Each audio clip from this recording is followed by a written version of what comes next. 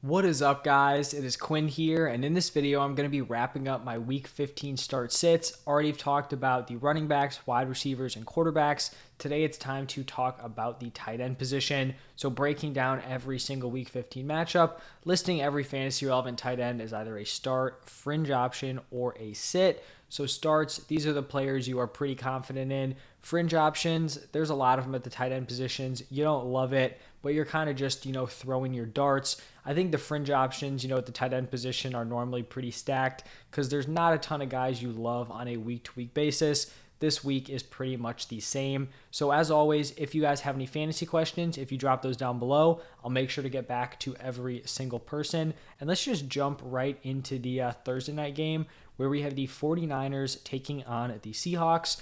And I'd say, looking at the whole season, George Kittle has been pretty disappointing.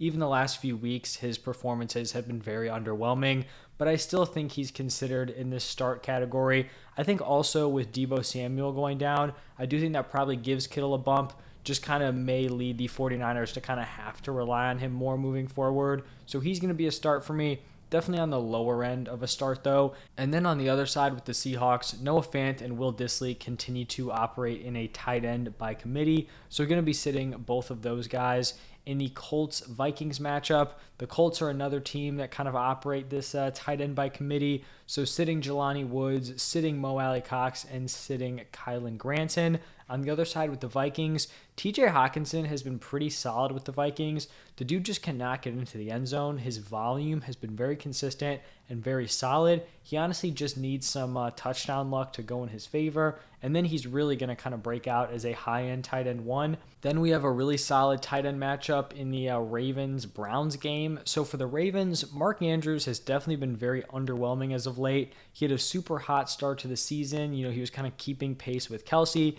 has really fallen off since then, but I mean, what are we going to do? He's still going to be, a lock in your lineups. David Njoku coming off a very solid performance. Good to see him back after that one game he missed with an injury. I think he's a very strong tight end start. Honestly, probably a top 5 tight end rest of season off the top of my head.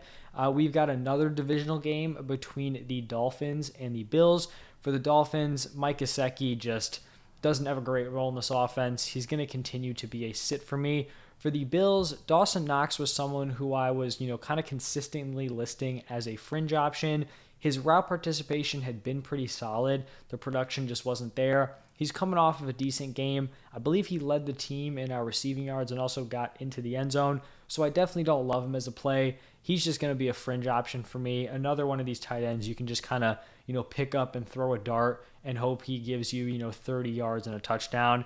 In a game with the Falcons taking on the Saints, with Kyle Pitts down, definitely going to be sitting Michael Pruitt. And then for the Saints, we saw Jawan Johnson go on the stretch of, scoring a ton of touchdowns in a row. Then he had a down game. Then he missed a game with injury. I think if he's able to play in this game against the Falcons, he's going to be a fringe option. Same player, same type of deal with Dawson Knox. You're just kind of hoping for that touchdown to be scored.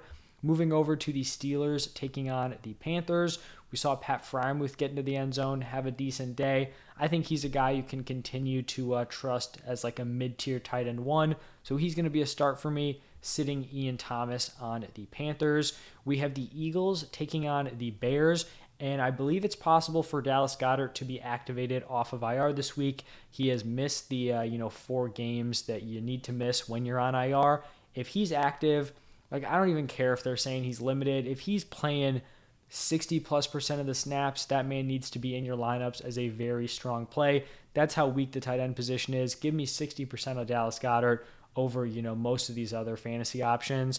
And then on the other side with the Bears, I think Cole Kmet is a very strong fringe play. Definitely a top 12 tight end this week, but probably more on the back end of that, tight end landscape.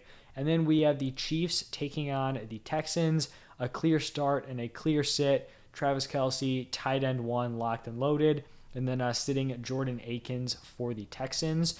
In a decent tight end matchup here, we have the Cowboys taking on the Jaguars. Dalton Schultz continues to be a very reliable option at the position. And then for the Jaguars, we had Evan Ingram kind of go from being a huge disappointment, getting a lot of opportunities, to all of a sudden just pulling up with an insane tight end stat line, And to be totally honest, like, there are very few tight ends in the NFL that I thought would be able to put up that kind of, performance. Kelsey, Andrews, you probably throw Kittle in there, and then maybe like a Kyle Pitts if he's healthy. I didn't think any of these other tight ends like could pull something off like that. Maybe TJ Hawkinson, I think he did it earlier on in the season, but in terms of like realistically being able to do that, I really didn't think it was possible for a guy like Evan Ingram. He went out, he did it. With this Jaguars offense ascending, I feel like he has to be considered a start moving forward. Who knows? He could go out and just have an absolute clunker game in week 15, but kind of just got to take your shots at the position when they're there. We have the Lions taking on the Jets. With the Lions, no Hawkinson, just nothing going on here at the tight end position. So going to be sitting Brock Wright. For the Jets, I think Conklin is filling in as a fringe option. I like the matchup here against the Lions. He's decently involved week to week. Route participation is somewhere in that 60 to 70% range. So not great, but semi-serviceable, for a fringe tight end. Then we have the Cardinals taking on the Broncos. Trey McBride overall has been pretty disappointing. I thought with Zach Ertz out, he'd at least, be able to give you, fringe production, fringe top 12 tight end. It just hasn't happened. On the other side with the Broncos, I think Greg Dulcich probably takes a hit with Russ likely not suiting up for this game. I'm assuming with the concussion, he's probably going to miss, considering it looked like a pretty rough one. I still think he's probably more of a high-end fringe option, but in an offense that's probably going to be pretty gross, not someone that I'm, super excited to throw into my lineup. We have the Patriots taking on the Raiders, and Hunter Henry continues to give you, decent games kind of on and off. I think he's another guy who's like in this fringe top 12 category. Foster Moreau is a guy who I thought could have a decent role in this Rams offense. He's been wildly disappointing, even with solid usage, just not getting it done for fantasy. Now, looking at this Titans-Chargers matchup, I actually thought that I was going to list Okonkwo as a fringe option, and then I kind of looked at the stats, the route participation for this Titans team, and him and Austin Hooper are basically like in a 50-50 tight end split. Like they are splitting those opportunities, pretty much right down the middle. And if Treylon Burks returns this week, I just don't know how I can trust a, Tennessee Titans tight end in a committee, at the tight end position. So maybe you could argue Okonkwo for a fringe option. I'd prefer to go after one of the other guys that I've kind of touched on. And then for the Chargers, I think Gerald Everett is a solid fringe play. He'll have the touchdown upside on a top offense, but not someone who's going to command an insane amount of volume.